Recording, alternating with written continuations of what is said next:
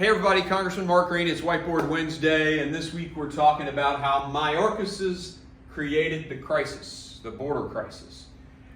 When President Biden took office, the Secretary and the President removed 89 policies that were working, policies written by the last administration and previous administrations.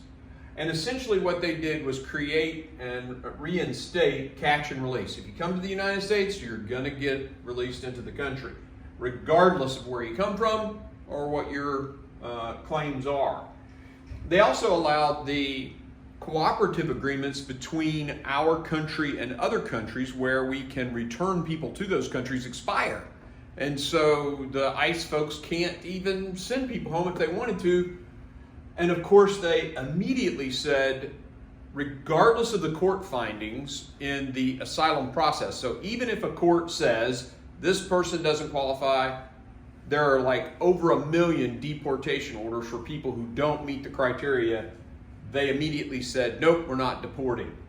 So the word of that spread throughout the regions of the world, really, because we've seen 160 countries coming.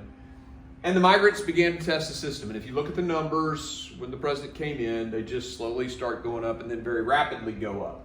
So we saw an increase in numbers. People were definitely released and they weren't deported. So they call home and say, hey, come on, the door's open.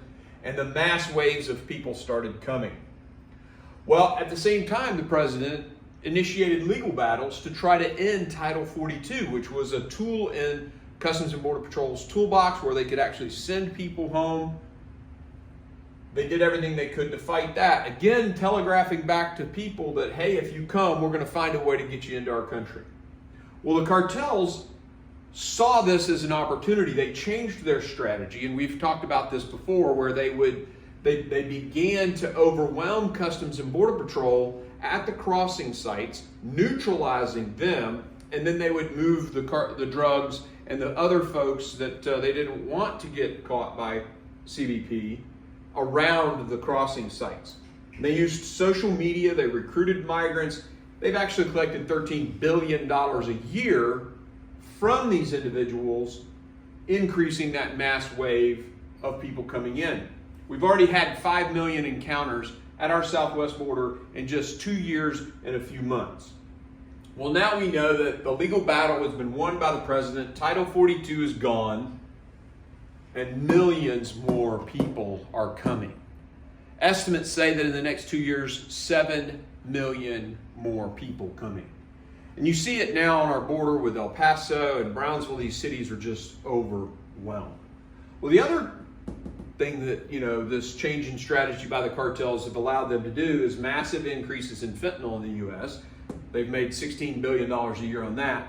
They've created a criminal enterprise inside. They have the stash houses, and then they have the people who've been brought here.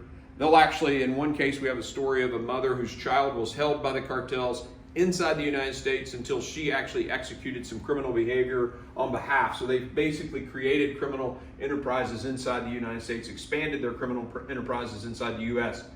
With this system the way it is, in the open border, we've seen a massive increase in terrorist watch lists. And we're having Chinese nationals now, 16,000 or so just this year.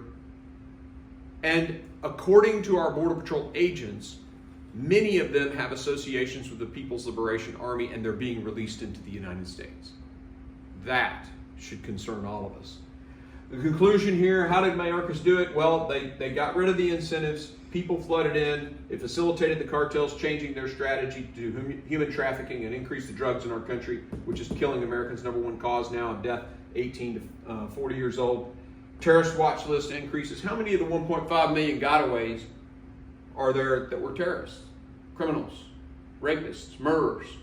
Secretary Mayorkas can't even tell us that. 1.5 million, that's a lot. And of course, the expansion of crime in our country, all because of Mayorkas and his crazy policies. That's Whiteboard Wednesday. That's how Mayorkas has created this border crisis.